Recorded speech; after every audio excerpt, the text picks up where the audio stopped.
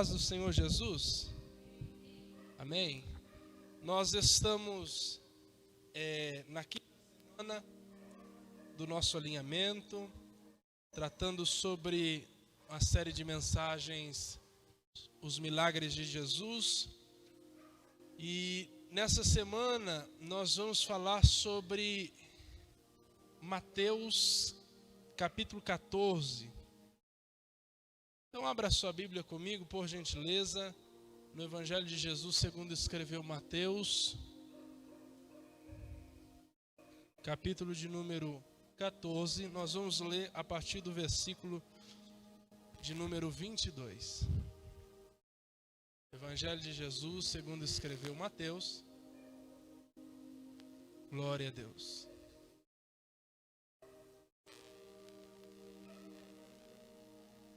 Versículo de número 22. Está escrito assim: E logo ordenou Jesus que os seus discípulos entrassem no barco e fossem adiante para o outro lado, enquanto despedia a multidão. E despedida a multidão, subiu ao monte para orar à parte. Chegada já a tarde, estava ali só. E o barco estava já no meio do mar, açoitado pelas ondas, porque o vento era contrário. Mas à quarta vigília da noite dirigiu-se Jesus para eles, andando por cima do mar. E os discípulos, vendo-o andando sobre o mar, assustaram-se, dizendo: é um fantasma, e gritaram com medo.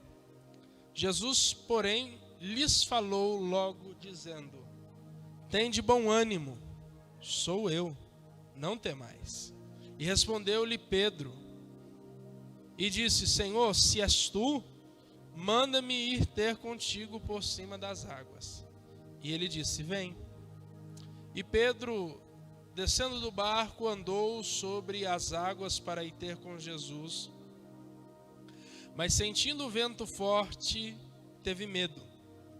E começou a ir para o fundo, clamou, dizendo: Senhor, salva-me. E logo Jesus, estendendo a mão, segurou-o e disse-lhe: homem de pequena fé, por que duvidaste? E quando subiram para o barco, acalmou o vento. Então aproximaram-se os que estavam no barco e adoraram-no, dizendo: és verdadeiramente o Filho de Deus. Amém? Glória a Deus. Eu vou pedir para baixar só um pouquinho o fundo, que está um pouco alto. Glória a Deus. Eu quero falar com os irmãos essa noite sobre a esperança na tempestade. A esperança na tempestade. As tempestades, elas fazem parte natural do processo da vida. As tempestades não são apenas naturais, como também processos comuns a toda a humanidade. Às vezes a gente sofre e acha que somos os únicos que sofremos, ou que poucas pessoas sofrem. Mas todo mundo tem um nível de sofrimento, uma porção de sofrimento ao longo da sua vida.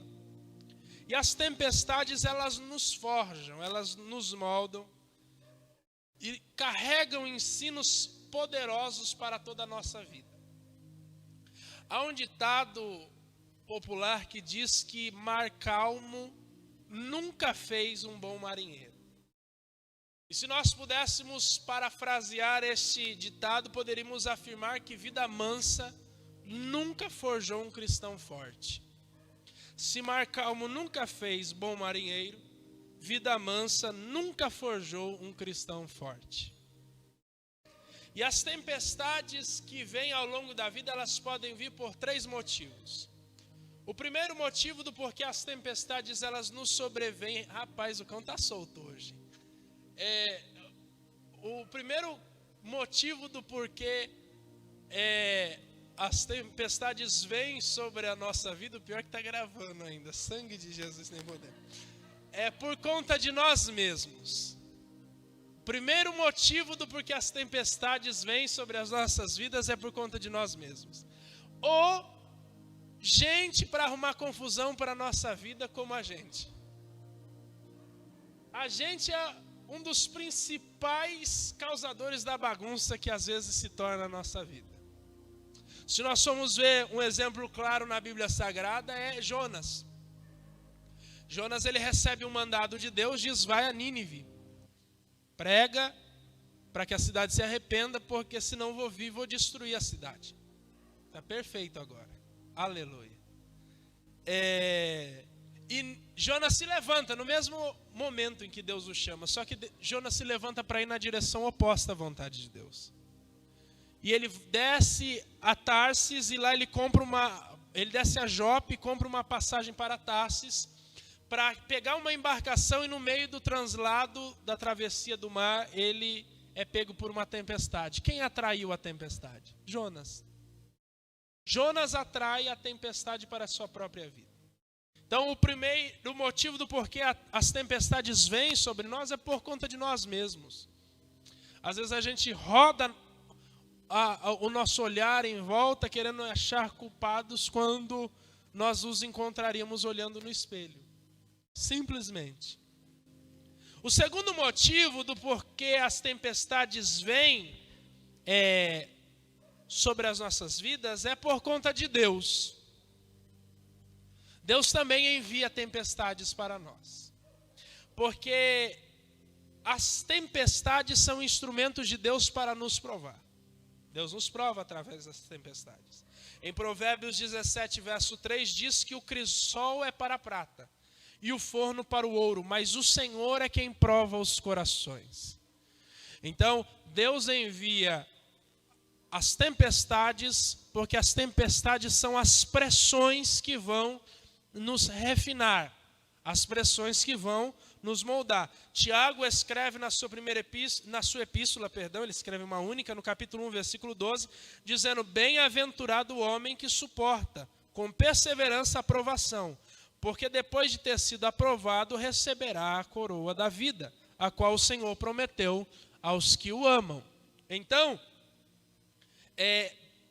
Deus envia tempestades. Deus envia tempestades. E o terceiro motivo do porquê as tempestades vêm sobre nós é pelo simples fato de nós estarmos vivos. As tempestades vêm pelo simples fato de estarmos no mar da vida. E aqui eu quero deixar um adendo, que não adianta nós tentarmos espiritualizar tudo. Nem tudo tem um porquê, nem para quê. Às vezes são só consequências naturais da vida. E a gente fica tentando procurar um motivo, algo místico por trás disso, quando na verdade às vezes não há. E aí alguém pode olhar e dizer: tem 3 itens nessa lista, mas e o diabo? Não vem tempestade na vida do crente por causa do diabo? Eu quero desmistificar e dizer que não. Quem aqui entregou sua vida para Jesus? Quem? Quem entregou? Quem acredita e tem convicção aqui que é propriedade de Jesus? Então o diabo não pode tocar na sua vida. Vocês leram já o primeiro capítulo de Jó? Homem reto, íntegro, temente a Deus, se desviava do mal. O diabo tocou na vida dele, sim ou não? Sim. Mas por quê? Porque Deus autorizou. O diabo não toca na nossa vida sem autorização prévia de Deus, porque nós somos propriedade do Senhor. Então, até quando o diabo é um instrumento para gerar tempestades nas nossas vidas, ele só o é porque Deus permitiu. Então, as tempestades que vêm através do diabo são autorização de Deus. Porque até Lutero tem uma frase muito interessante, que ele diz que o diabo é um cão raivoso preso a uma coleira. E essa coleira está na mão de Deus. O diabo só vai até onde Deus permitir que ele vá. Porque há uma noção equivocada de uma teologia chamada teologia da batalha espiritual, que quer colocar o diabo em pé de igualdade com Deus, como se o diabo fosse inimigo de Deus. O diabo não é inimigo de Deus, porque o diabo não está à altura de batalhar contra Deus. O diabo é nosso inimigo. E se não for Deus na nossa vida. Mas o diabo nunca vai estar em pé de igualdade com Deus.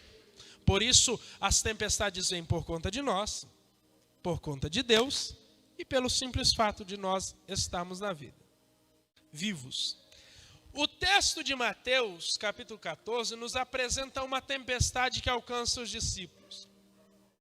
E o interessante é que foi o próprio Jesus que empurra os discípulos para entrar na embarcação, para entrar no barco. E mesmo Jesus tendo sido aquele que impeliu os discípulos a entrar, a tempestade chega, porque o fato de Jesus nos direcionar não nos isenta das tempestades. E o fato de ser Jesus quem tenha feito isso, confirma algumas esperanças no nosso coração. Por estarmos no centro da vontade de Deus, atesta grandes esperanças em nós, mesmo no centro da tempestade. Se é Deus quem nos direciona, nós podemos ter esperança. E eu quero enumerar algumas esperanças que nós podemos ter ao estarmos na direção de Deus, no centro da tempestade. A primeira é que Ele nos trouxe até aqui. A primeira esperança que nós temos na tempestade, quando nós estamos no centro da vontade de Deus, é que Ele nos trouxe até aqui. Olha o versículo 22. E logo ordenou Jesus que os seus discípulos entrassem no barco e fossem adiante para o outro lado, enquanto despedia a multidão. A tempestade veio exatamente porque os discípulos estavam no centro da vontade de Deus e não fora dela como estava Jonas. Exatamente pelos discípulos estarem no centro da vontade de Deus, a tempestade veio. Se o irmão for ver aqui no versículo 22, a Bíblia diz que Jesus ordenou. E a palavra ordenar vem do grego anakazo, que significa forçar, compelir, empurrar para, ordenar. Eu gosto de uma versão que diz que Jesus impeliu os discípulos. Impelir é literalmente empurrar. Então Jesus ordena, Jesus compele, Jesus força, Jesus empurra os seus discípulos a entrar na embarcação.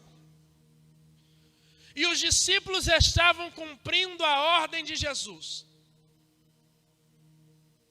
E eu quero dizer que por mais que a tempestade tenha chegado, os discípulos estavam mais seguros em uma tempestade no centro da vontade de Deus do que em terra firme, cercados de uma multidão fora dela. Terra firme não é sinal de segurança, se nós estamos longe da vontade de Deus. Terra firme não é sinal de proteção, se nós estamos longe do centro da vontade de Deus. Se você está no centro da vontade de Deus, você pode estar no olho do furacão. E ainda assim você estará mais seguro do que quem está em terra firme. Porque não existe melhor lugar para se estar do que no centro da vontade de Deus. Em Mateus capítulo 7, versículo 21, diz assim: nem todo aquele que me diz Senhor, Senhor entrará no reino dos céus, mas apenas aquele que faz a vontade do meu Pai que estás nos céus. Não é o que eu digo com os lábios, mas a maneira como eu ajo. Se eu decido agir de maneira condizente com aquilo que eu falo, de maneira que se conecta aquilo que eu falo e aquilo que eu vivo, isso tem mais valor para Deus. Em 1 João capítulo 2, versículo 17 diz: o mundo e a sua cobiça passam, mas aquele que faz a vontade de Deus permanece para sempre. Então, é seguro nós estamos no centro da vontade de Deus, e nós às vezes temos uma ideia errada de que seguir a Cristo é nunca enfrentar problemas, mas o próprio Jesus afirmou em João 16:33, no mundo tereis aflições. E a palavra aflições, em João 16:33, vem do grego thlipsis, que significa ato de prensar, imprensar, pressão. Quando Jesus diz, olha que Jesus é muito sincero, a proposta para quem quer seguir Jesus, ela é muito escrachada. No mundo tereis aflições. Quando Jesus diz, no mundo tereis aflições, ele está dizendo, no mundo vocês serão prensados, vocês serão moídos, vocês serão imprensados, vocês serão espremidos. O sistema mundano vai nos colocar na moinha, por nós queremos viver a vontade de Deus. Se você quiser andar na contramão do mundo, se prepare para a prensa. Porque Jesus afirma categoricamente, no mundo tereis aflições. Só que a parte B do versículo 33 do capítulo 16 diz, mas tem de bom ânimo. E a palavra bom ânimo aqui significa ter muita coragem, ou ser corajoso. Jesus olha e diz, vocês vão ser prensados, mas tenham coragem, porque eu venci o mundo. Ele afirma, eu venci. E pelo fato dele ter vencido, ele abriu caminho. Para quê? Para que nós possamos vencer também. De que forma? Através da fé. Porque o versículo não diz, vós também vencereis. Mas João, na primeira epístola, capítulo de número 5, versículo de número 4, diz que, porque todo o que é nascido de Deus, vence o mundo. E esta é a vitória que vence o mundo, a nossa fé. Você precisa crer que Cristo triunfou. Você precisa se apropriar da obra que Ele concluiu na cruz do Calvário. E a nossa fé vencerá esse sistema que está tentando nos prensar, nos moer, nos espremer. Jesus havia testado os discípulos, estando com eles junto no barco. Nós falamos sobre isso na semana passada e nós usamos como base Marcos 4, do 35 ao 41. Quando Jesus está dormindo na polpa do barco, nós falamos um pouco sobre o tema Quem é este?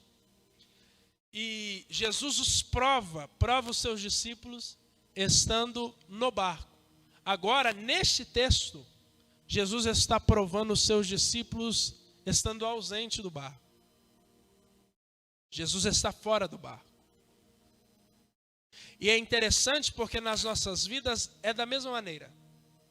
Há momentos em que nós estamos em determinadas provações que nós conseguimos enxergar claramente o agir de Deus.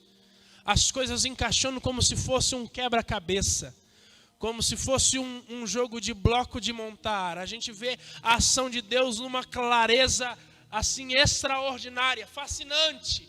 Mas há momentos que Deus nos prova e a gente não consegue ver nada, sentir nada, perceber nada, porque há momentos que Deus nos prova estando visivelmente dentro do barco. E há momentos que Deus nos prova estando não ausente, mas não perceptível a nós.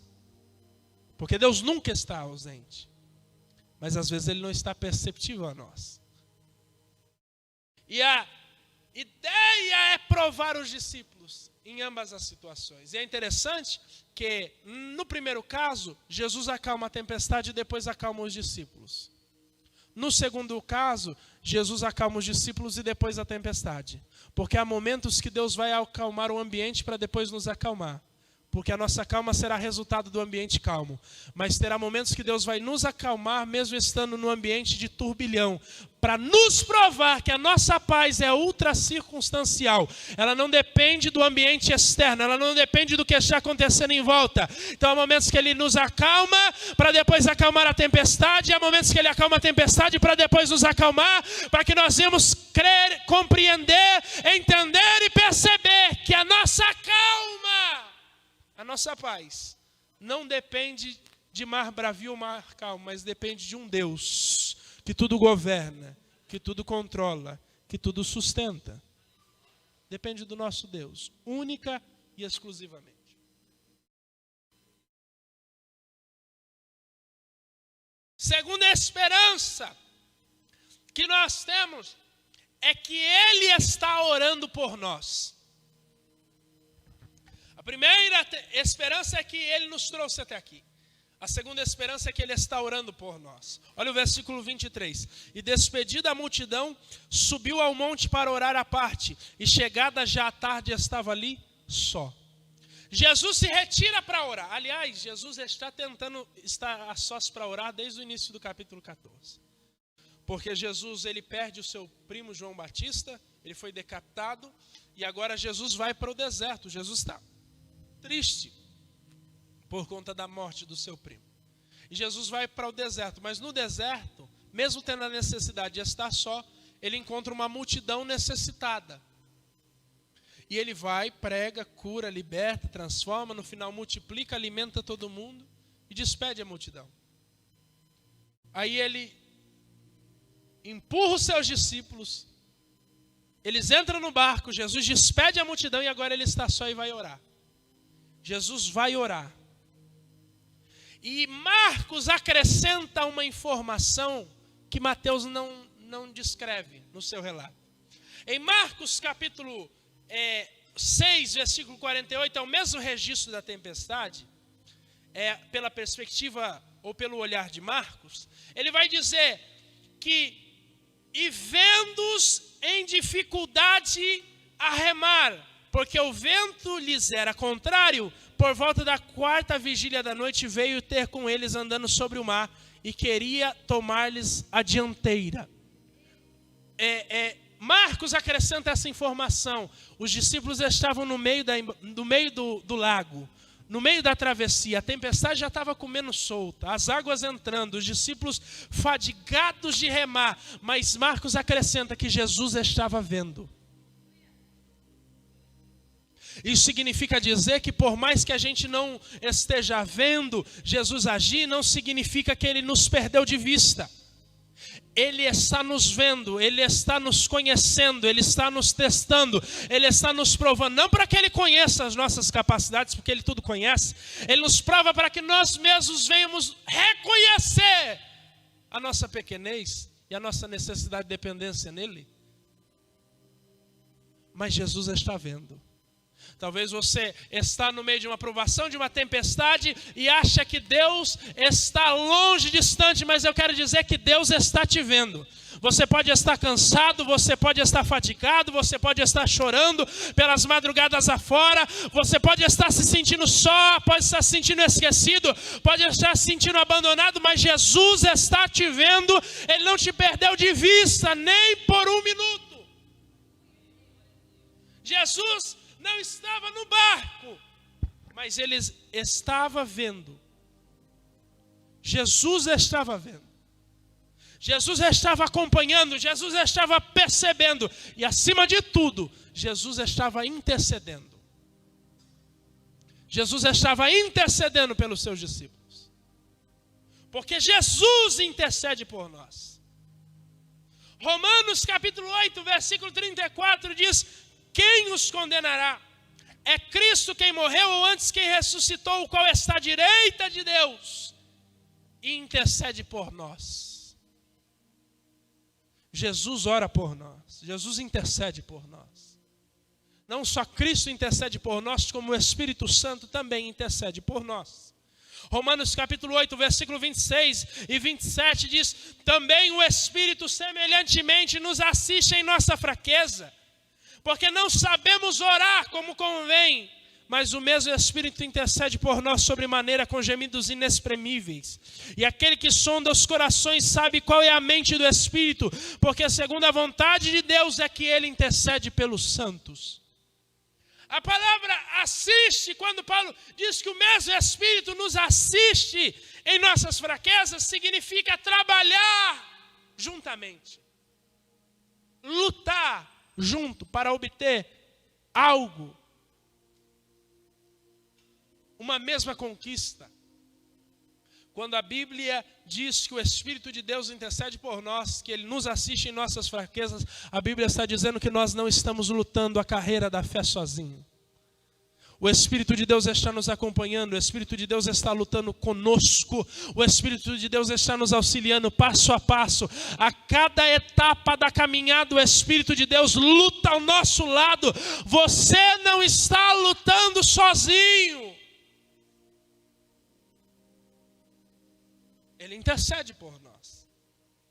Ele trabalha junto com nós. Ele luta junto conosco. Terceira esperança.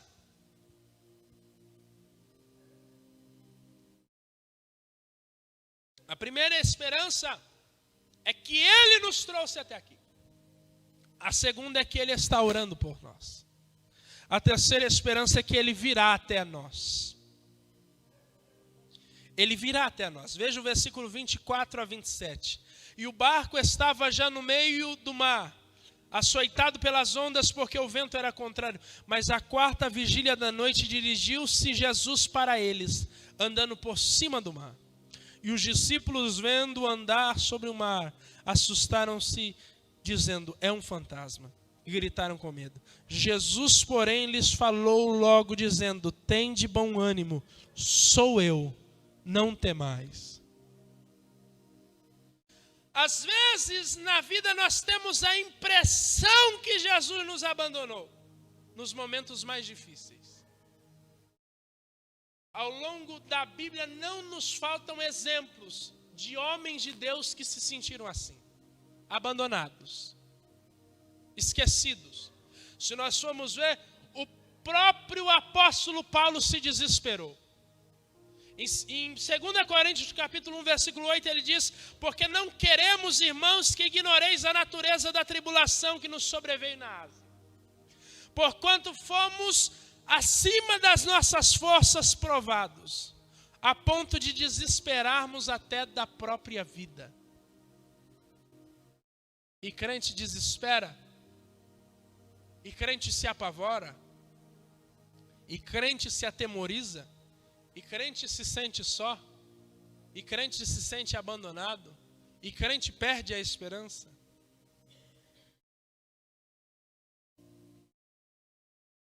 E infelizmente, muitas vezes nós perdemos.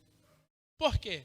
Porque nós temos uma capacidade finita, uma visão finita, limitada, que só enxerga a tempestade. Mas Deus já visitou o nosso futuro. Deus vive no que é chamado de eterno presente linear. Deus não tem passado, presente e futuro. Ele é eterno. Então Ele conhece o passado, Ele está no presente, Ele visita o futuro como se tudo fosse apenas uma coisa. E por mais que nós não consigamos enxergar além da tempestade, Deus não nos abandonou. Deus nunca nos abandonará. Aliás, Isaías, o profeta, no capítulo 49, versículo 15, ele diz: acaso pode uma mãe, uma mulher, esquecer-se do filho que ainda mama, de sorte que não se compadeça do filho do seu ventre? Mas ainda que isso viesse a acontecer, ainda que ela viesse se esquecer dele, eu todavia não me esquecerei de ti. O profeta Isaías está tratando isso como um absurdo. Ele pega um exemplo que é quase impossível. Hoje não está tão impossível assim, que a situação está meio feia. Mas um exemplo que é quase impossível. Ele está dizendo: pode uma mãe se esquecer do filho que ela amamenta? Pode, de maneira que ela não se compadeça dele? Ele está tratando de uma situação que para a época era absurda. E aí ele para e diz: ainda que isso aconteça, ainda que isso seja possível acontecer, todavia eu não me esqueço de ti. Ele não nos abandona. E não só não nos abandona, não só não nos abandona, como também Ele vem até nós, para nos auxiliar no meio da nossa fraqueza. Temos a garantia que Ele virá ao nosso encontro durante a tempestade. Os discípulos já estavam chegando no limite. Quando Jesus entende que é o limite, porque Jesus sabe mesmo qual é o limite. Às vezes a gente chora antes do tempo. Mas Jesus sabe qual é o limite. Ele sabe até onde pode espremer. Ele sabe até onde pode empurrar. Quando Jesus reconhece que é o limite, ele vem. E ele vem sobre as águas. E nós temos essa segurança. Porque em Isaías capítulo 43, versículo 2, a partir do versículo diz que quando passares pelas águas, ele será conosco. Quando pelos rios, eles não nos submergirão. É promessa. As águas não vão nos cobrir. Não vão nos afogar. Jesus pode não chegar a hora que a gente quer. Mas você pode ter certeza que ele sempre chegará na hora certa. Porque Jesus sabe quando chegar. E ele chega exatamente quando os recursos humanos se esgotam. Jesus esperou o barco chegar o mais distante possível da terra, até não haver mais nenhuma segurança e recursos humanos, a fim de testar a fé dos discípulos. Mas ao se esgotar os recursos humanos, Jesus vem andando sobre as águas. Mas por que Jesus vem andando sobre as águas? Simplesmente para demonstrar poder? Não. Jesus vem andando por sobre as águas para nos mostrar que aquilo que os discípulos mais temiam, ou seja, o mar, aquilo que era o maior medo no instante, no momento que eles estavam vivendo, o mar, era apenas um caminho para que o mestre se aproximasse deles. Jesus vem andando por cima dos nossos medos, para nos mostrar que os nossos medos são apenas instrumentos para que nós nos aproximemos dele.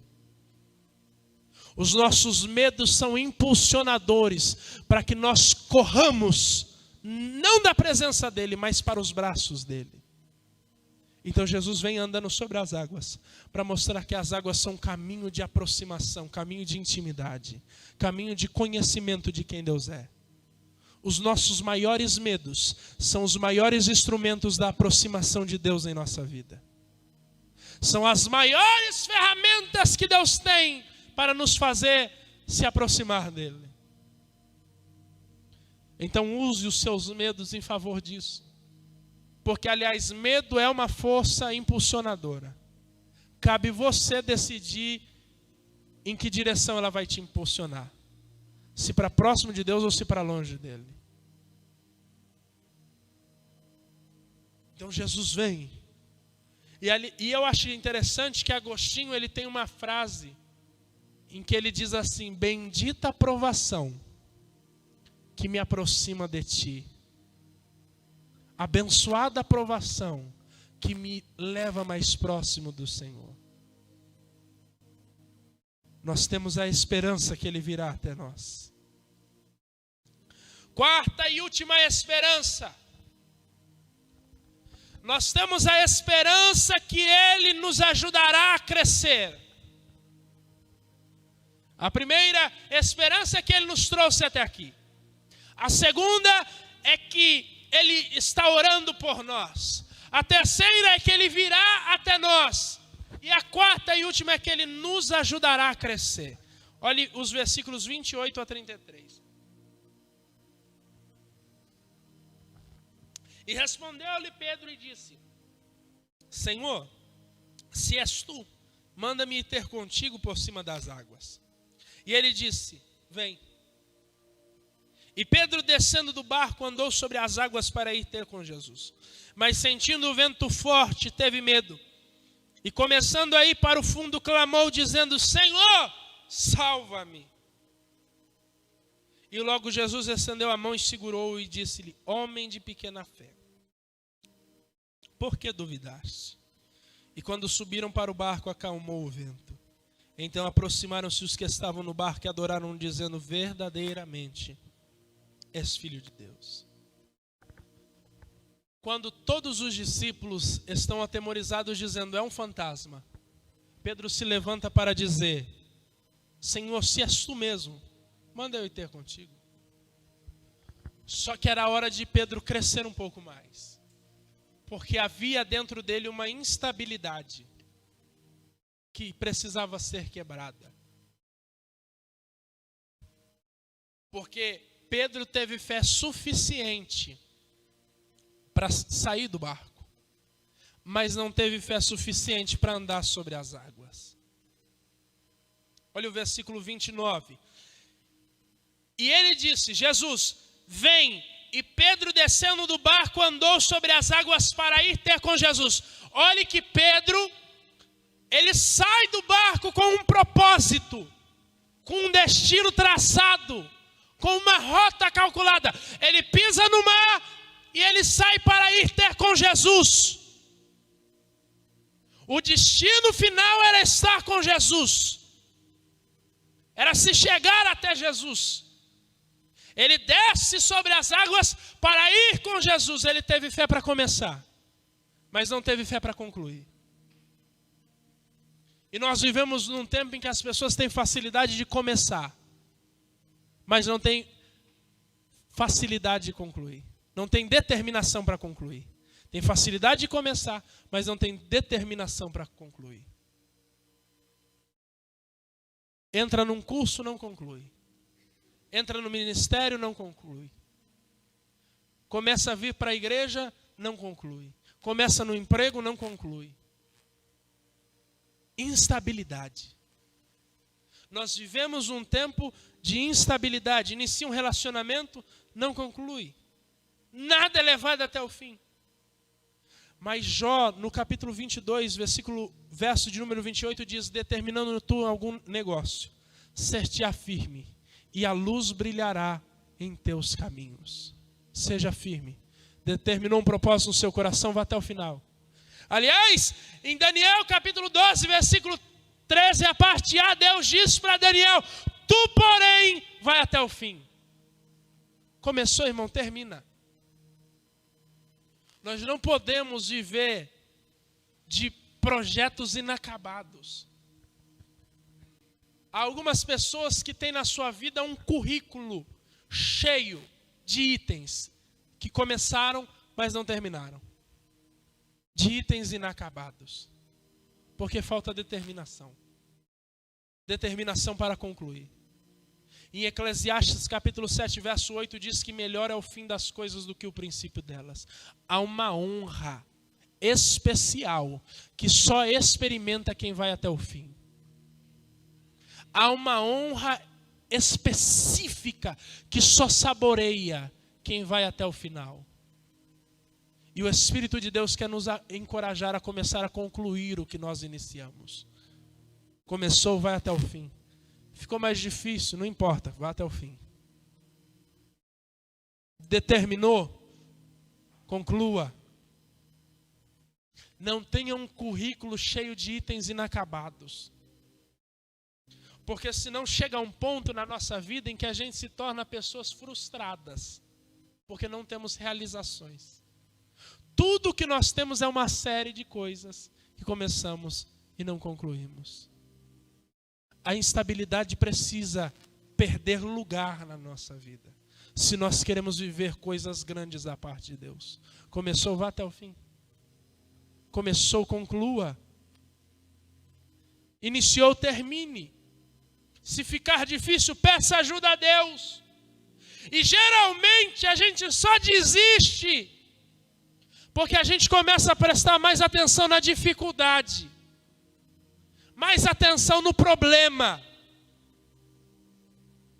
do que no propósito que nós determinamos de início. Quando a gente foca mais na dificuldade do que no propósito, a gente sucumbe. Se o irmão for ver o texto, a Bíblia diz que ele começa a andar sobre as águas, mas no versículo 30, ele começou a sentir a força do vento. Nós devemos tomar muito cuidado para não sermos conduzidos por aquilo que a gente sente, porque o coração e as emoções são volúveis. Provérbios diz que o coração do homem é enganoso. As nossas emoções são instáveis, porque elas são baseadas no sentir, e sentir é momento. E Pedro tinha um alvo fixo. Qual era o alvo? Jesus. Ele estava olhando para Jesus, mas ele se atentou para sentir. E quando ele foi movido por aquilo que ele sentia, ele tirou os olhos de Jesus. Tirou os olhos do objetivo. E quando a gente tira os olhos do objetivo, não existe outro resultado senão afundar. Quem tira os olhos de Jesus afunda. Quem tira os olhos de Jesus é engolido pelas águas. Quem tira os olhos do propósito de Deus acaba engolido pelo mar. Pedro estava caminhando bem. A Bíblia não diz quantos passos Pedro deu, mas enquanto ele estava olhando para Jesus, ele estava fazendo o que nenhum homem poderia fazer, que é andar sobre as águas. Mas porque ele estava com os olhos firmes em Jesus. Isso significa dizer que quem mantém os seus olhos firmes em Cristo não encontra barreiras que não possam ser transpostas. Você encontra barreiras, mas nenhuma barreira te paralisa quando você está com os olhos firmes em Jesus. Olha para Jesus. Fixa os olhos em Jesus, que as barreiras vão surgir e você vai passar por elas. Você vai transpor todas elas. E o interessante deste texto é que Jesus não nos abandona no processo de crescimento, ainda que no meio do caminho a gente comece a afundar. Que às vezes a gente vacila, ou não é? Às vezes a gente tropeça, às vezes a gente começa a afundar, mas Jesus não nos abandona quando a gente erra. Jesus não nos abandona quando por algum motivo a gente tira o olhar dele. E no momento em que Pedro começa a afundar, ele clama. Se você sente que o mar da vida está te engolindo, clame a Jesus.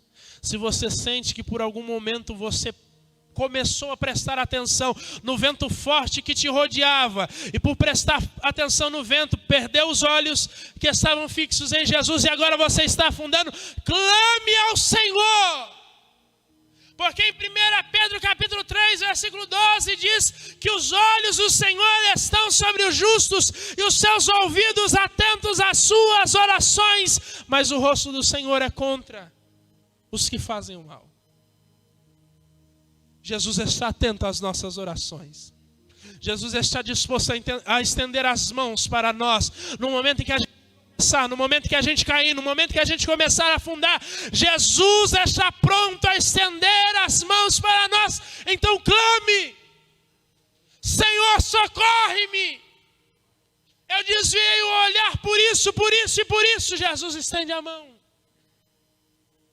No instante que Pedro, ele podia ter uma fé instável, mas ele era inteligente. Porque no instante que ele começa a afundar, ele clama: Senhor, salva-me. E quando ele clama, Jesus no mesmo instante vai até Pedro, o toma pela mão e firma os seus passos. Porque Jesus não nos abandona no processo de crescimento.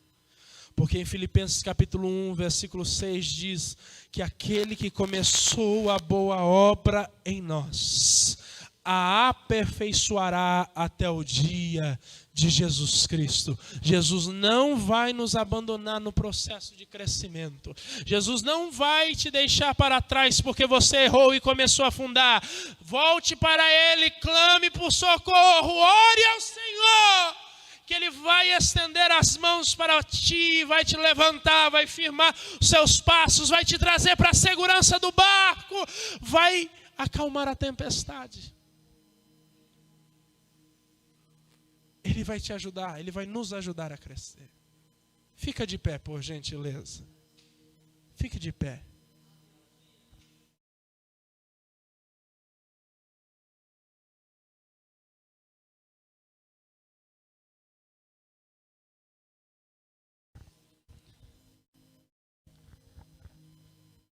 Feche os seus olhos.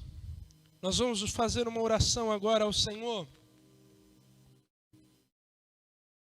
E eu quero lhe dizer que independente da tempestade que você está vivendo, você tem essas esperanças na tempestade. Ele que te trouxe até aqui. Ele intercede por você, Ele está orando por você.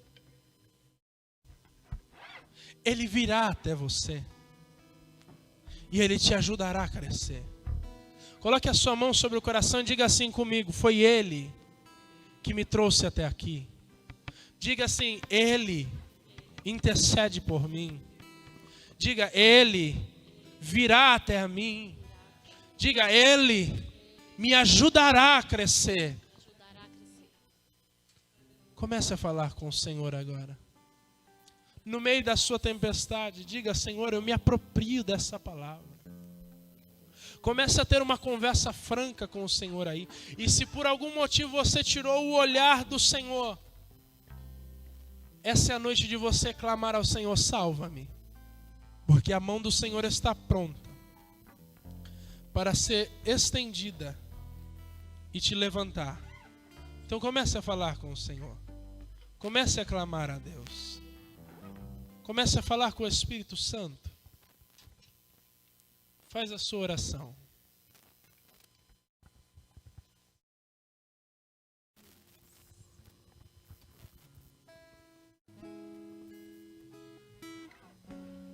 Vai falando com Deus.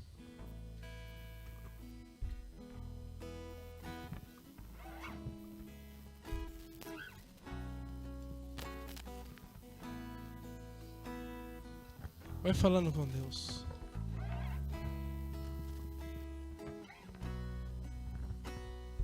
Aleluia.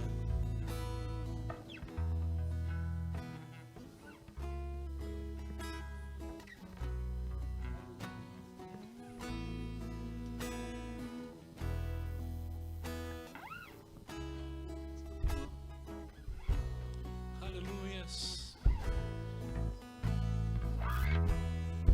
Oh, impressionante, infinito e ousado amor de Deus.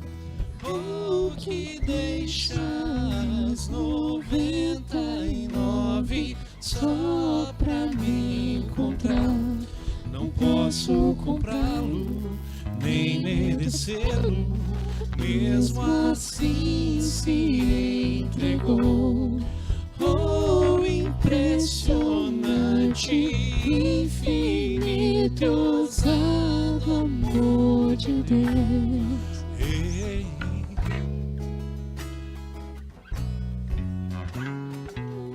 Isso, abre o seu coração, rasga a sua alma diante do Senhor. Inimigo eu fui, mas teu amor lutou por mim. Tu tens sido tão, tão bom pra mim. Não tinha valor, mas tudo pagou por mim. Tu tens sido tão, tão bom pra mim. Oh, impressionante, infinito e ousado amor de Deus. Oh, que deixa as 99 só pra me encontrar. Não posso comprá-lo, nem merecê-lo. Mesmo assim se entregou.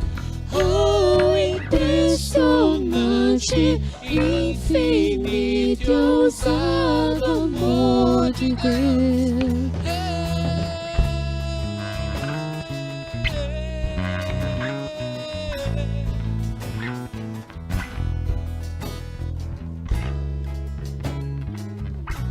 Senhor, nós oramos, meu Pai, ao Teu nome. Nós clamamos, Espírito de Deus, porque nós sabemos, Senhor, que no meio da tempestade o Senhor está conosco. Que o Senhor não nos abandonou, que o Senhor não nos deixou para trás. Ó Senhor, que no meio da tempestade nós temos esperança. Ó Espírito de Deus, nós clamamos ao Teu nome. Ó Senhor, nós clamamos ao Deus que é poderoso, Senhor. Ó Senhor, há pessoas aqui, Senhor, que precisam ser acalmadas urgentemente. Ó Senhor, que no meio dessa tempestade estão apavoradas, estão amedrontadas, Senhor. Que estão, Senhor, ó Deus, Pai, abatidas, prontas, Senhor, a desistir, a esquecer, a largar, a deixar tudo para trás, Senhor. No nome santo de Jesus, Espírito de Deus, nós oramos, pedimos, vem sobre nós, Senhor. Vem sobre nós, Espírito Santo de Deus. Vem, Senhor, e derrama renovo. Vem e derrama ânimo, Senhor, sobre nós. E confirma a esperança de que o Senhor nos trouxe até aqui. Que o Senhor, ó Deus, está conosco. Que o Senhor está orando por nós. Que o Senhor virá até nós. E que o Senhor nos ajudará a crescer. Ah, Senhor, Filho.